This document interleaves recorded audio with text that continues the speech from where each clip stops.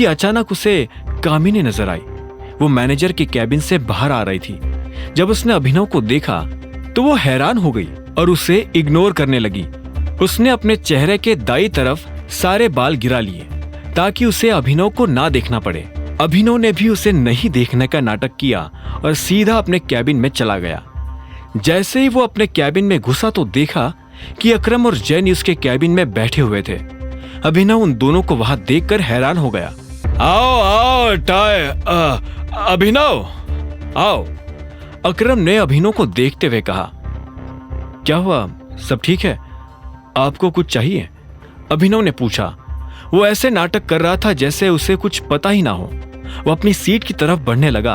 अकरम ने कहा, अभिनव, तुम्हारे और जेनी के बीच में जो कुछ भी हुआ उसके बारे में जेनी ने मुझे सब कुछ बताया।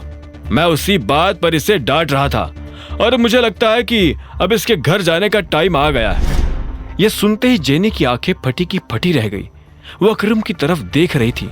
उसने पूछा, घर जाने का टाइम आ गया है मतलब? अकरम ने उसे एक पल के लिए देखा और बोला, तुमने अभिनव के साथ शर्त लगाई थी ना कि तुम उसे नौकरी से निकलवा दोगी, लेकिन अब पासा पलट चुका है। नौकरी अभिनव की नहीं तुम्हारी जाएगी।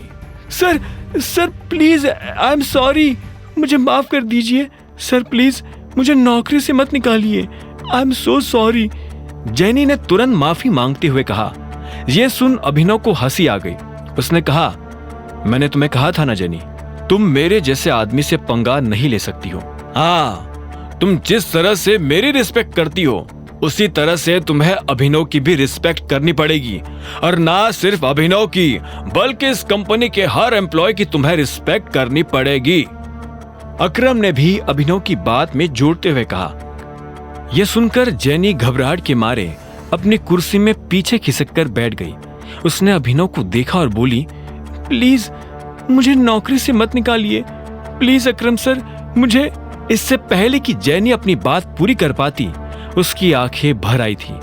अभिनव ने उसे देखा तो उसके मन में जेनी के लिए दया आ गई। उसने अकरम को देखा और इशारों इशारों में समझाया कि वो जेनी को नौकरी से नहीं निकाले। अकरम ने हाँ में सिर हिलाया और बोला, ठीक है, लेकिन यह सिर्फ एक ही शर्त पर हो सकता है। तुम्हें अगर इस कंपनी में रहना है तो तुम्हें अभिनव और बाकी लोगों की रिस्पेक्ट करनी पड़ेगी। लेकिन अगर तुम दोबारा अभिनव पर या किसी और पर बेवजह चिल्लाई तो मैं तुम्हें तीसरा मौका नहीं दूंगा। मैं आगे से ऐसा कुछ नहीं करूंगी सर, प्लीज, सच में, आई प्रॉमिस, मैं ऐसा कुछ नहीं करूंगी। जेनी ने डबडबाई आंखों से अकरम को देखते हुए कहा, और हाँ, एक चीज का ध्यान रखना, इस कैबिन में जो कुछ भी हुआ उसके बारे में बाहर जाकर अगर तुमने अपने बॉयफ्रेंड से भी बात की तो मैं नहीं करूंगी सर, नहीं करूंगी। मैं इस बारे में किसी से बात नहीं करूंगी, किसी से कुछ नहीं कहूंगी, प्रॉमिस। ठीक है, अब तुम जा सकती हो, अकरम ने कहा। जेनी अपनी जगह से उठी और वहां से निकल गई। उसके जाते ही अकरम ने अभिनव से कहा, गजब का सिर दर्द है ये लड़की।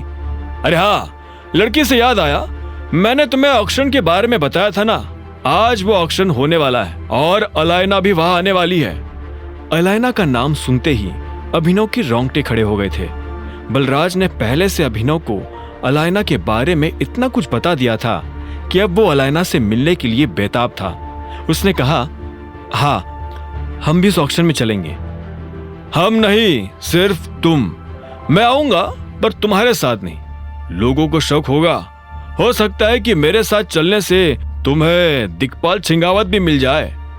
दिक्पाल छिंगावत का नाम सुनते ही अभिनव की आंखें बड़ी बड़ी हो गई थी। वो अपने दुश्मन से जल्द मिलना चाहता था। इतने में अकरम ने कहा, दिक्पाल से ज्यादा अलायना से बचकर रहना, she is a sweet poison. तुम्हें ले जाने के लिए मैंने अपने एक आदमी से बात कर ली है, वो तुम्हें मेरे रेस्टोरेंट से पिक कर लेगा। और हाँ, ये वीआईपी कार्ड अपने पास रखो, शहर के सभी बड़े लोगों के पास ये कार्ड है। कोई तुम्हें परेशान करे तो बस ये कार्ड दिखा देना। अभिनव ने उस कार्ड को लिया और ध्यान से देखने लगा।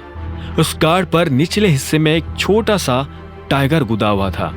अकरम ने अभिनव से कहा, अगर लोगों को पता चला कि असली टाइगर तुम हो तो लोग तुम्हें भगवान की तरह पूजने लगेंगे। यह सुनते ही अभिनव के चेहरे पर मुस्कान आ गई। और उसने कार्ड जेब में डाल दिया। अब आगे क्या होने वाला था? क्या होगा जब अभिनव मिलेगा अलायना से? और क्या वो आज अपने दुश्मन दिक्पाल को देख पाएगा?